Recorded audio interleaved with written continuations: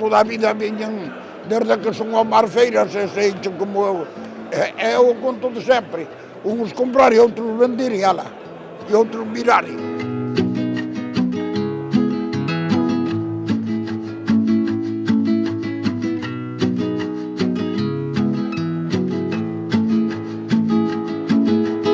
Esta é unha feira boa, xa era mellor que é, porque agora se lle falta que este señor que trae esta cantidad de vacas xa se termina a feira e é unha pena, porque aquí é un sitio cómodo e está moi ben centrado e a xente que quere comprar unha vaca do país ten que ir a Santiago e nin a sai, comprendes?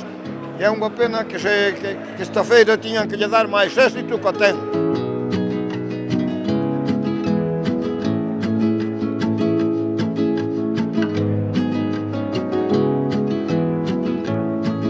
Que hai a feira o día 5, dúas veces ao mes, o día 5 e o 21.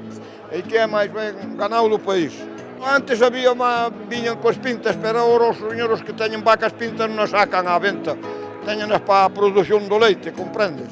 Pero xa veñen algúns, e despois veñen de moitos máis lados, veñen de aquí tamén de Sarria, veñen de varios sitios.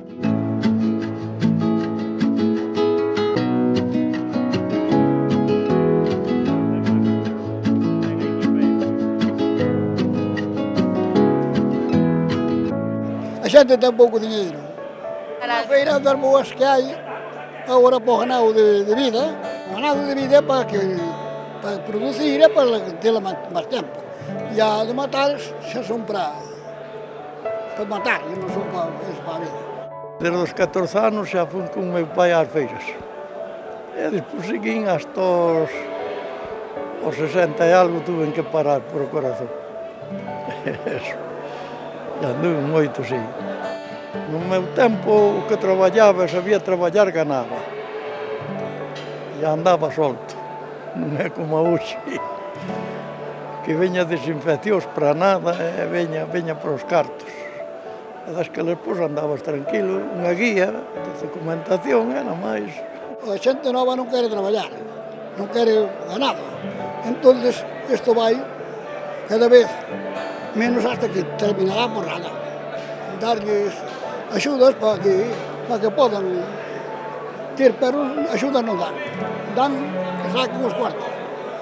Viño con meu pai a axudarlle, meu abuelo xa era tratante, xa viña a comprar vacas aquí, e nós agora teremos algunha a vender de vez en cuando, e compramos, e vimos aquí casi todas as feiras. Eu viño desde pequeno, iría por aí 3 ou 4 anos e viña á feira con meu pai. Futuro algún traio que ver, que se non existimos nós, os das cidades non comen. Porque se non existimos os agricultores e os gandeiros, a cidade vai para baixo que non genera comida. Home, difícil está, e cada día máis, porque os márgenes de ganancia son máis pequenos, pero terá que cambiar, senón, como paremos nós, paran todos. En algún momento terá que tomar outra traza.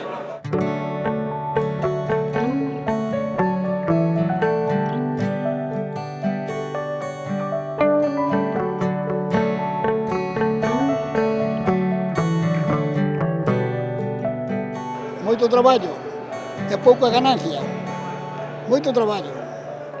E moita xente parece que é unha broma, pero non é. Traballamos moito, e a pique de levar golpes das vacas, porque as vacas todas non son igual. Entonces, pasa isto. Vida é moi triste, pero cumpría virse televisar os prados que temos, que está todo do jabalí, todo perdido.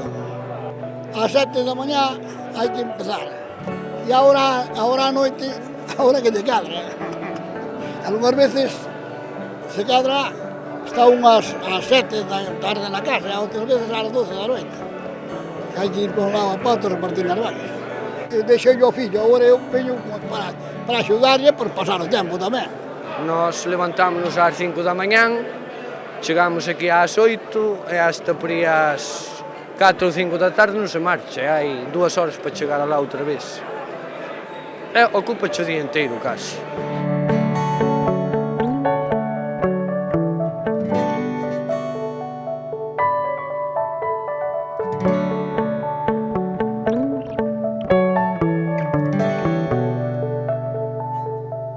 Hainas de 2.000 euros, hainas de 1.000, de 1.000 e pico, de 1.200, de 1.300.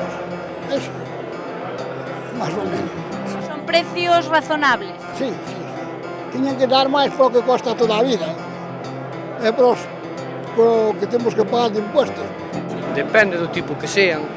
Esta, por exemplo, a esta noviga preñada vale 1.500. Esa cabeceira ten que dar 2.400, depende do tipo de vaca. Hoxe foi un bo día, houbo tratos. Algún sí, pero pouco lento.